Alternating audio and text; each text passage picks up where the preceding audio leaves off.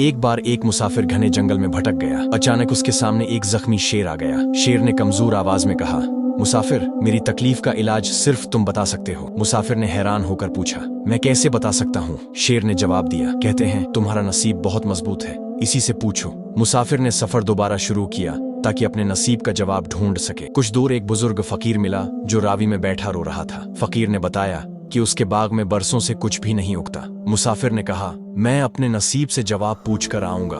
आगे बढ़ा तो एक छोटे मुल्क का बादशाह मिला जो सख्त परेशान था। बादशाह ने बताया कि उसकी बेटी हमेशा बीमार रहती है, कोई इलाज कारगर नहीं।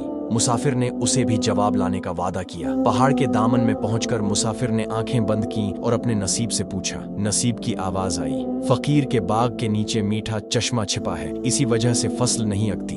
फिर बताया, बादशाह की बेटी के कमरे में एक जहरीली जड़ दफन है, उसे निकालो तो वो ठीक हो जाएगी। आखिर में नसीब ने कहा, और शीर की बीमारी का इलाज तब होगा जब वो सबसे बड़े बेवकूफ को खा लेगा। मुसाफिर जवाब लेकर वापस आया।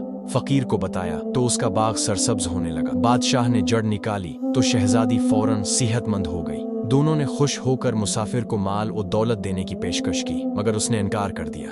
वो सब छोड़कर वापस जंगल में शेर के पास पहुंच गया। शेर ने पूछा, मेरी बीमारी का इलाज किया है? मुसाफिर ने सच सच सब कुछ बता दिया। शेर ने अफसोस से सर हिलाया और बोला, इस जंगल में तुमसे बड़ा बेवकूफ कोई नहीं। ये कहते ही शेर उस पर झपटा और उसे चीर फाड़ कर खा गया।